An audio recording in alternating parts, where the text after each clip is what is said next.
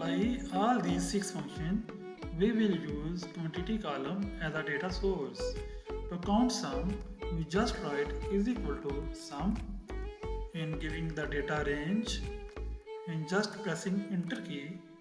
Next, to count the number of cells, we just write count and giving the data range and just hit enter key.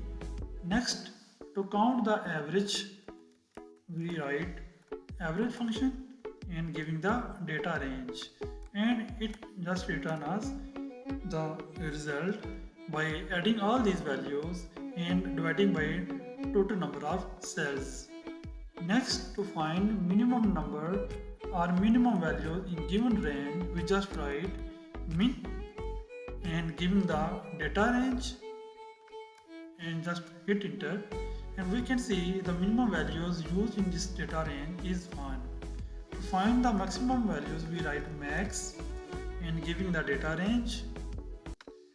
We can see it returned as 12 as the maximum values. To find the product, we just write product and giving the data range. All of these values multiplied and return us a single value as a result. Thanks for watching, and please subscribe for